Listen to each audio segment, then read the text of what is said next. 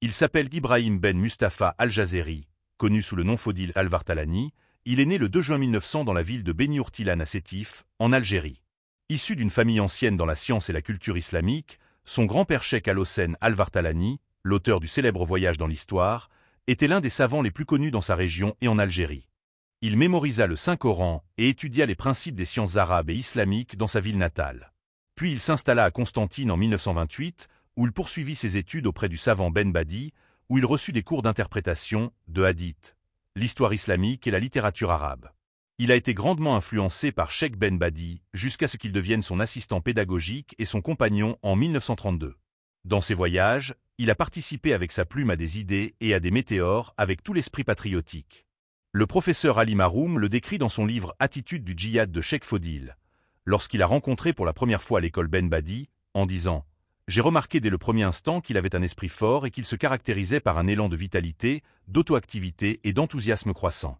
Il voulait sortir les élèves de l'école de leur état de léthargie, et cela leur donne de la vitalité, de l'activité et de la confiance pour respirer. » En 1936, Fodil débarqua à Paris en tant qu'envoyé du parti de l'association et commença son activité intense avec beaucoup d'enthousiasme.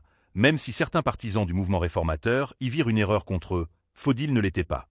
Il était musulman et n'avait aucune expérience de la réalité des immigrés algériens en France, mais Ben Badi voyait que Fodil était un homme. Il croyait en la cause et lui était fidèle, et il serait un homme pour cette tâche difficile, c'est-à-dire protéger ses expatriés de la perte de leur islam.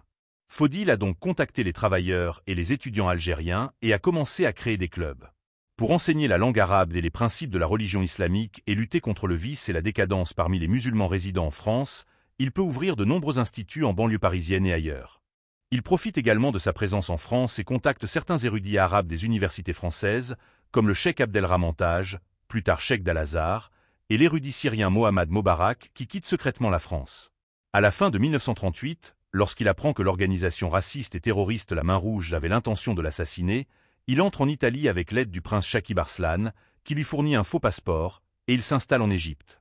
En Égypte, il rejoint Al-Azhar et obtient des certificats internationaux à la faculté des fondamentaux de la religion et de la charia, poursuivant son djihad nationaliste et islamique.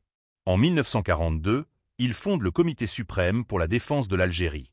En 1944, le Front pour la défense de l'Afrique du Nord entretenait également des relations étroites avec Hassan al-Banna, chef du mouvement des frères musulmans en Égypte, et en raison de sa stature rhétorique et de sa capacité de persuasion, l'imam Hassan al-Banna a apprécié que Fodil agisse en son nom lorsqu'il était absent du Caire.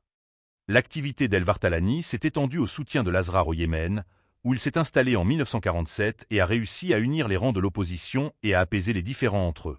Il a commencé à préparer les gens à exprimer ses discours enthousiastes, et beaucoup lui témoignent de ça. Il a changé le cours de l'histoire du Yémen en réussissant à convaincre les Yéménites d'unir les rangs. Et la nécessité de changer et de sortir de l'ignorance et du retard. Après 2 mois, il est retourné en Égypte, où se trouvaient l'élite et l'opposition yéménite, pour préparer une nouvelle constitution et la soi-disant Sainte Charte. La version finale de cette charte a été obtenue en 1947, et Abdollah Al-Wazir a été installé comme dirigeant constitutionnel du pays en tant que successeur par l'imam Yahya Hamdi al-Din. L'imam Yahya Hamid Eddine s'est opposé au gouvernement constitutionnel de Sanaa et l'a accusé d'avoir assassiné son père et insulté ses frères. Le régime constitutionnel est tombé en mars 1948 et l'imam Ahmed a pris la direction du Yémen et a condamné à mort El-Vartalani et a été accusé d'avoir participé à l'assassinat de l'imam Yahya et d'avoir contribué au coup d'État. Il a passé 5 ans caché et sans abri dans le monde jusqu'à ce qu'il s'installe au Liban et compte tenu de nouvelles circonstances politiques en Égypte, notamment le succès des officiers libres, il a été dirigé par le général de division Mohammad Najib pour renverser le régime. Le roi Farouk rentre en Égypte en 1952, où il contacte les dirigeants du nouveau régime et se met au service de la révolution égyptienne. Après la campagne d'arrestation qui incluait des symboles du mouvement des frères musulmans en 1954, il retourna de nouveau au Liban en 1955 après qu'il fut confirmé que les services secrets égyptiens conspiraient contre lui. Lors du déclenchement de la Grande Révolution de Libération, il se rendit dans la plupart des pays islamiques et a rencontré de nombreux dirigeants tels qu'Abdelkrim el-Khattabi, Ahmed Soukano, Abderrahman Azam et d'autres. Chaque pays qu'il a visité a défendu la cause algérienne, exigeant le droit du peuple algérien à l'autodétermination. Lorsque la révolution éclate, il s'en félicite et publie un article le 3 novembre, 3 jours après son lancement, sous le titre « Aux fils révolutionnaires de l'Algérie d'aujourd'hui, la vie ou la mort ». Le 17 février 1955, il participe à la fondation du Front de libération algérien, qui comprend Cheikh Bachir el-Ibrahimi, Ahmed Ben Bella, Hossein Ahmed, Mohamed Kedar et quelques représentants des partis politiques algériens pour soutenir la révolution. El Wartilani a participé à plusieurs conférences internationales, la dernière étant la conférence islamique tenue à Jérusalem en 1953, où El Wartilani a été choisi comme délégué spécial à la conférence en reconnaissance de ses services et de la défense des peuples islamiques. Le 12 mars 1959, Fodil Al-Wartilani décède dans un hôpital en Turquie et est enterré dans la capitale turque. À la fin des années 80, son corps est transporté en Algérie et enterré près de son lieu de naissance. Wartilani a vécu pour résister à l'ignorance et lutter contre l'injustice, appelant à se libérer du contrôle du colonialisme. Ses voyages à travers le monde ont été l'occasion de soutenir son pays. Il a également laissé une réputation distinguée, tous les niveaux en témoignent, de près et de loin.